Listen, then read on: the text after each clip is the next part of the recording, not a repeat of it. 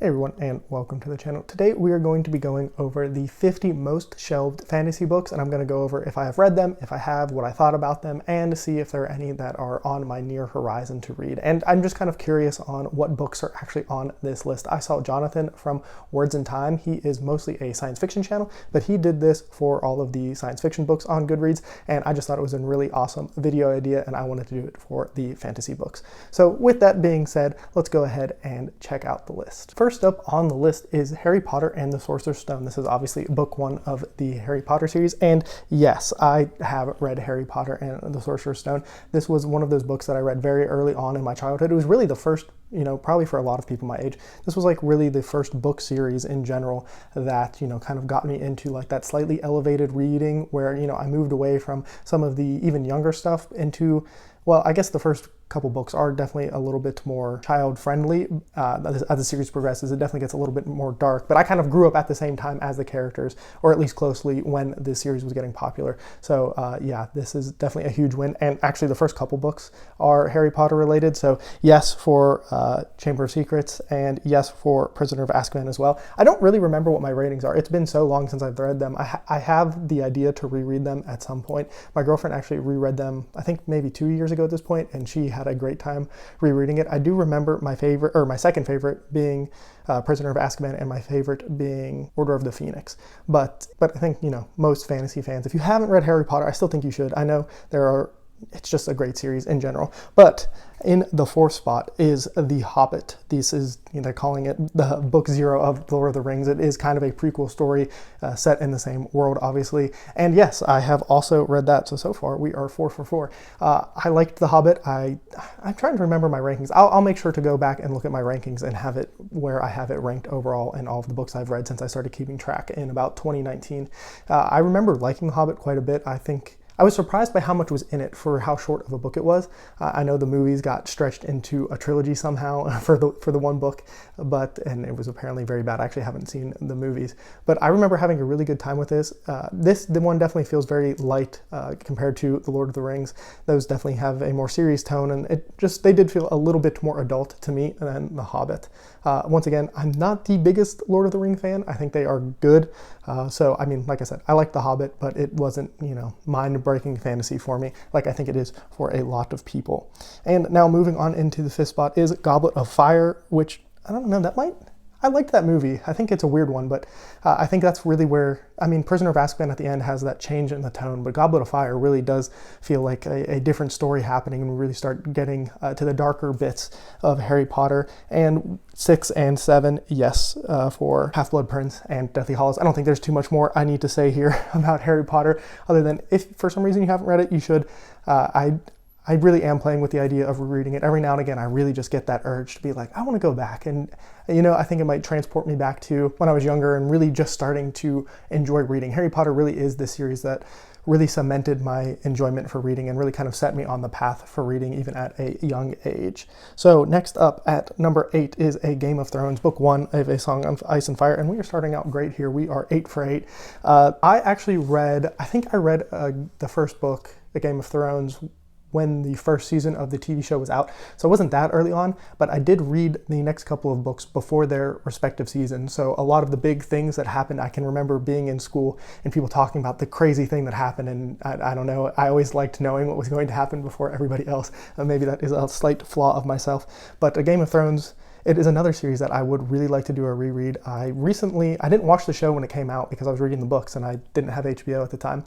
And me and my girlfriend actually watched it 2 or 3 years ago. And while the last couple seasons were bad compared to the first one, I didn't think it's as bad if you binge through it as everybody who was waiting for it at the time. And that's my one hot take for A Game of Thrones.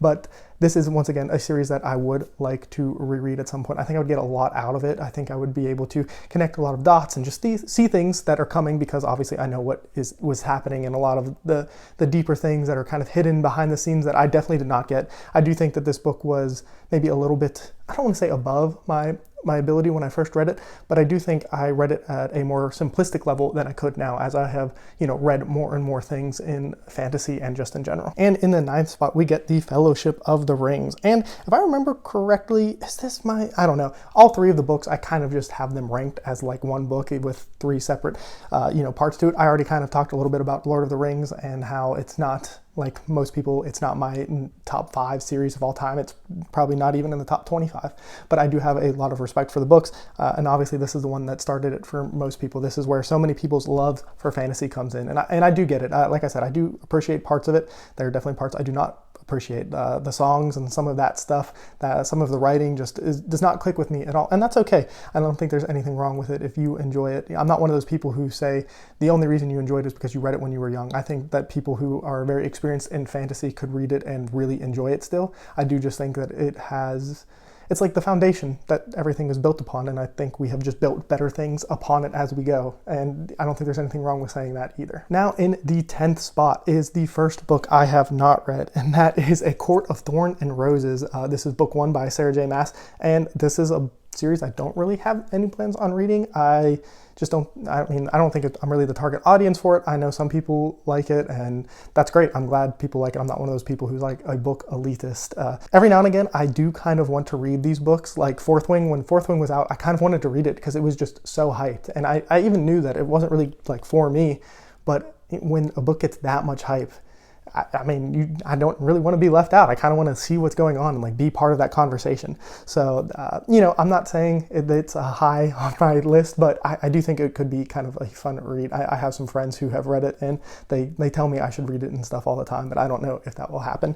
Then we go to the 11th spot, which is The Two Towers. I remember I have read this, so we are now 10 for 11. I do remember when I read this just being kind of disappointed because I had the movie in mind, and I think the movie just does a better job. And that's another one of my hot takes for Lord of the Rings, that just in general, like most of the love people give it, it's not because they've read the books, it's because they've watched the movie, and the movies are a great adaptation. But, I remember reading the book and just being like, really? And I don't know, just being disappointed overall in the book. So that's, man, Lord of the Rings is going to get me canceled here on BookTube. But now we move on to the number 12 spot, and that is A Clash of Kings, book 2 of A Song of Ice and Fire. And yes, I have read this one. I thought it was a pretty big step up. Actually, I don't know. I remember really liking it and just feeling, I think maybe I was more immersed in the world, and I was really kind of getting my footing at this point. And I think also maybe being ahead of people in the show gave me that like slight enjoyment once again for it. But yeah, once again, great book for George R.R. Martin. I hope we get another book from him. Now we get to The Name of the Winds. This is book 1 of the King Cruella Chronicles, and I have not read this. It is a book that maybe I'll read at some point, but I don't really have a big desire. With all of the things, I'm really not somebody who cares about an author's past or what they have done. I really am good at separating that, but it just feels like it's such a big part of like the conversation around this book. I feel like if I read it, it would just bring a lot of that to me, and I'm not sure I want to deal with that. I have heard from people who I share similar opinions with that they don't really enjoy it as much as a lot of people, which obviously I know this is a very highly rated fantasy book and most people enjoy it. So that is another reason why I'm a little hesitant for it. I actually am not somebody who cares that the third book is probably never going to happen. As far as like a reading perspective, I think you can read an incomplete series and it totally be worth your time. So that's not really what's stopping me. I don't know, I guess I have a little bit of mixed feelings about it, which is strange because I have definitely put those kinds of feelings aside for pretty much every other author who has like some kind of controversy going on with them. I'm normally very good at that, but for some reason, Name of the Wind is a little different. Next up is Six of Crows, and this is book 1 of that series, and I have not read that. I did not watch the Netflix adaptation of it either. I think that's what it is. I think it's kind of tied in with another series maybe as well. I don't really have any plans on reading this one either. It doesn't seem like it's a book that I would enjoy, so probably isn't going to happen. Maybe if you're a big fan of these books, maybe you can try to sell it to me down in the comments below. Next up is The Return of the Kings. This is book 3 of Lord of the Rings, and yes, I have read this one as well. Not really much more to say here other than I do think it's a pretty good ending. I enjoyed it as far as the Lord of the Ring books go, and like I said, I will have it its ranking, where it ranks of the three, and where it is in my entire book ranking. Now we get to a book that started off my year of Sanderson last year, and that is The Final Empire by Brandon Sanderson. Obviously, yes, I have read this. I read all of Sanderson's work last year and did my year of Sanderson to catch up with the secret projects, because I felt like if I was going to be spending the money on those books, that I needed to go ahead and really start reading his works, and I'm so glad I did. The Final Empire is my favorite of the original trilogy. It is The Final Empire, Hero of Ages, and then The Well of Ascension is in third place for me. There's one thing that happens or one kind of character that happens in that book that just kind of drives me crazy. And I don't know, I think part of it, if I went back and reread this series, I don't know if it would be as high up in my rankings as it is right now, but it just was like that thrill of finally starting to read Sanderson, because I do this thing where I know there are books I'm going to like, or there's authors that I want to read, and I'll push them off until I'm just like dying to get to it. So like I build up that anticipation for it, and thankfully this was able to deliver. Now we move to another very beloved, like middle grade, early adult series that I have not read, and that is The Lightning Thief by Percy Jackson. Now this is a series that my girlfriend really likes, and I know it was very popular. I think there's a new adaptation for it out somewhere, but it's just not one that ever really struck to me. I don't think it's one I really have any plans on reading. People always told me when I was younger to read it because I think the main character is like dyslexic or something, and I am also dyslexic, so I think that's one of those ones that kind of got pushed on me a little bit, but I never really had any desire to get into it. I was a lifeguard at a pool in the summer, and at one point I had a kid talk to me for about 3.5 hours explaining to me the entire lore of Percy Jackson, and at that time, I was not very interested in it, but I was being a nice guy and listening to him talk about Percy Jackson. And he went on and on about it, so I felt like I knew a lot then. I've forgotten most of that information. Sorry, Ben, for that. But that is not a series that high up on my list. And same with Shadow and Bone. Maybe this is the one that got the adaptation on Netflix. I know Six of Crows and it are like loosely related or something, and I have not read that either. Once again, same kind of thing with the Six of Crows. I don't really have much interest in it. I'm glad that it's so popular and people like it, but it's not really one for me. And then next up at the 19th spot is The Lion, the Witch, and the Wardrobe. This is the Chronicles of Narnia, and yes, I have read that. I think I've read all of the Narnia books. Maybe I haven't read the last one.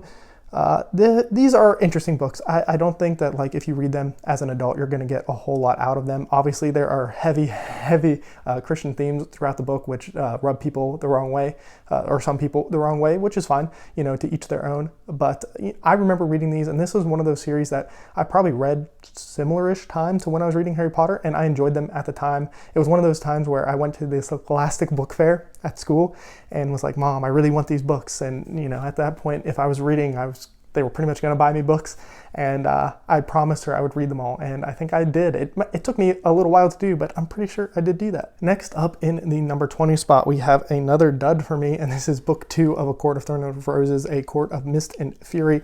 Once again, not really a book for me. Slight interest just because it is so popular. I kind of want to see what's going on, but in general, no, not for me. Next up, we are back to the yeses at the 21st spot, and that is A Storm of Swords, my favorite of the Song of Ice and Fire books. That is book 3. I don't think that's too much of a hot take. I think most people, this is like their number 1 book. Obviously, there are some really big moments that happen in this book that are just wild, and I remember when that happening, I just couldn't believe it. I think even more so than the thing that happens in book 1, book 3 just really blew me away. And for me, this is probably peak fantasy. Funny enough, this isn't in any of my rankings because I read this before I started keeping track of my reading. So I don't know where this would actually rank if I were to go back and reread it, where it would end up. I don't know if it would be a 4 or 5 star or top 50 book. I'm assuming it would be, but that's another reason why I kind of want to reread some of these other books. Next up, we are back to a dud, and this is the 22nd spot, The Cruel Prince, The Folk of Air, number 1. I'll be honest, by Holly Black. I have never heard of this book. I have nothing to say because that's a completely new one for me. If you have read this book or know anything about it, definitely let me know, because I kind of want to Google it and see what's going on if it was this high up in the list. After that, we go back to yes, and this is A Feast of Crows. I remember reading this and being a little let down because I feel like the high of book 3, and I think I just jumped straight into book 4 at the time. It just let me down a little bit, and I think this is a book that I think if I went back and reread it, I would have a much higher appreciation for. I think I might have read, I don't know. I'll have to double check my ranking and see if I read this one by the time I was keeping track, and if I did, I will make sure to have its ranking up on the screen. Next, this is another very popular book. This is not one I have read, and that is The Golden Compass in the 24 spot, book 1 of His Dark Materials. I remember the movie coming out and there being a bunch of controversy about it. I'm not sure how old I was at the time, but that's the only thing I remember about this book. And then I never went on to read it. I never had really any desire to read it. And I don't know. At this point, I'm not sure. It almost feels like it's Narnia-esque in the fact that I don't know if I will enjoy it now. Now, I know I think it's slightly more adult than Narnia, but I'm not sure. It's another book. If you really want to push that one on me, let me know. And we have now hit the halfway of the list, and this is Aragon, book 1 of the Inheritance Cycle. And yes, I remember reading this, and this is one of those books that I remember not liking. And now this was a very long time ago where I was reading it, and I remember there's a big emotional moment that happens. And I think you're really supposed to be touched and care and like be sad that this thing has happened. And I won't say what it is. I think if you have read the series, you probably know what I'm talking about. But I remember getting to it in the book and just being like, I don't care. I don't care that this happened to that character. I don't care at all. And I remember just being like, I don't think I'm going to finish this. And I don't think I finished Aragon, which is very rare for me. I always finish books, especially now. I guess then maybe I wasn't as cavalier about it, but this is definitely a book that just did not click for me. And I think this is a book I even tried to read more than once, and I think I quit in the same spot twice. So unfortunately, Aragon was not one for me. We are back to the nose with book 3 of A Court of Thorns and Roses. Don't really have much to say there. Number 27, another no with Fourth Wing. Like I said, when this book came out, I really thought about reading it because the hype was just next level. In the 28th spot, we have The Night Circus, and that is another no for me.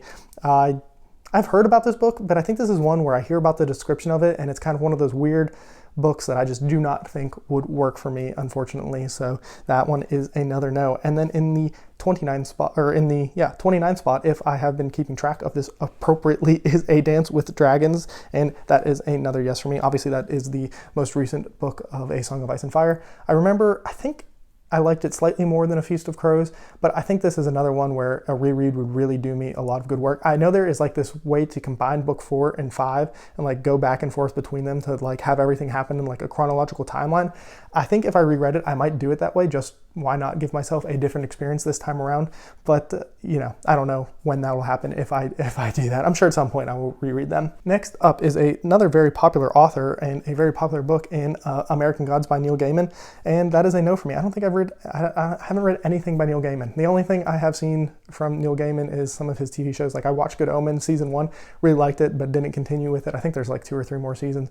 Maybe I'll watch it at some point, but no, I really need to get to Gaiman, but for whatever reason, his books just don't call to me. And I know people love his stuff, and I see so many people speak highly of him, and it feels like a blind spot I have in my reading to have not read any Gaiman, but maybe at some point that will happen. In the 31st spot is City of Bones. This is book 1 of the Mortal Instruments series by Cassandra Clare.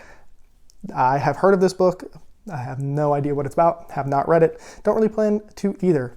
In the 32nd spot is one of probably my favorite fantasy series of all time. I really need to make that list and like actually figure out what it is, but that is book 1 of The Wheel of Time, The Eye of the World.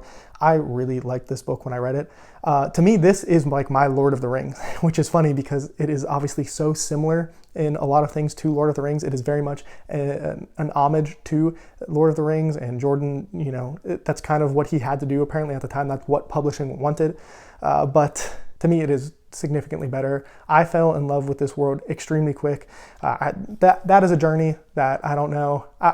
It's a series that I don't know if I ever want to reread. It is very long, and I'm sure I would get so much more out of it, but man, it just holds such a special place in my heart. I don't know if I'd want to go back, and I don't think it would taint it. I think it would just be better the second time around, but it would be a very large commitment, and there's so much I want to read that I don't know if I necessarily have time for it. Next up is another book, and a book that I think I'm going to be rereading shortly with my girlfriend, and that is Twilight, book 1 of the Twilight Saga. And I remember getting the box set. I still have it. I don't know if you can see it on my shelf in the video, but I got this book, and I think I read all 4 of these books in like 2 weeks or something. It was like Christmas break. I think I got it for my birthday, which is near Christmas, and so I didn't have school or anything. thing. And I remember it was so popular at the time. It was like right after Harry Potter's popularity was still there, but Twilight was like the thing. And I was like, I've got to read it. Like all these people are reading it. And so I read it, and I remember really enjoying it at the time, and maybe a little bit of a guilty pleasure.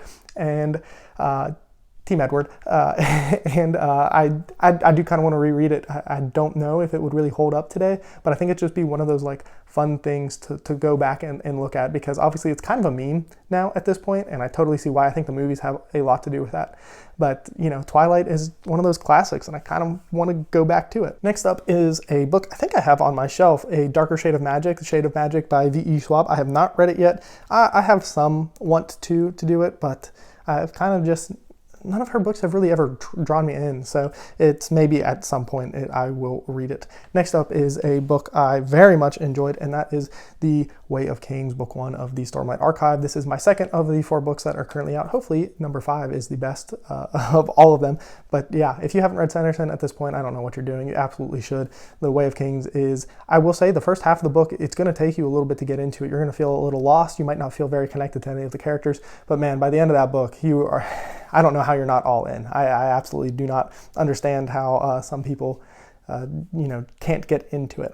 Next up is The Crook Kingdom. This is book 2 of 6 of Crows by Leigh Bardugo. Once again, that is a note for me. Don't really have much plans to read it. Next, we get another Sarah J. Maas book, Crown of Midnight, and the 37th spot, and that is another no for me. That's book 2 of Throne of Glass. I think I might have already said that. And yeah, once again, don't really have plans on reading that. In the 38th spot is another dud. Oh, we're really racking up the duds here now. And that is Good Omens.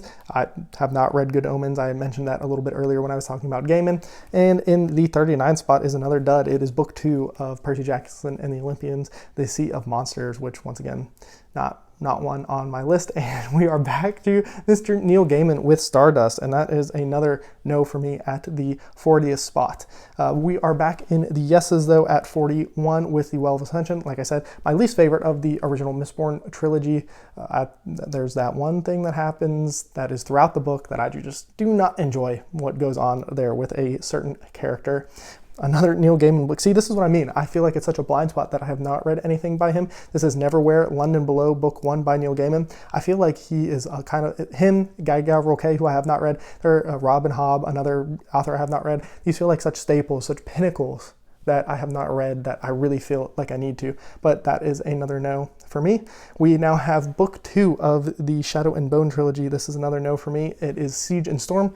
Once again, don't really have plans to read that. Oh, and here's another big one that I just mentioned that I need to get to, and that is Assassin's Apprentice, book 1 of the Farseer trilogy by Robin Hobb. I really do need to get to her. It was between those books and Malazan for my big series that I was going to start this year, and I ended up picking Malazan, so we'll see how that journey continues to go. I am currently in the prologue of Memory's Ice as I'm recording this video. In the 45th spot, we have Heir of Fire. This is book 3 of Throne of Glass. Once again, haven't read the other one, so couldn't have read that.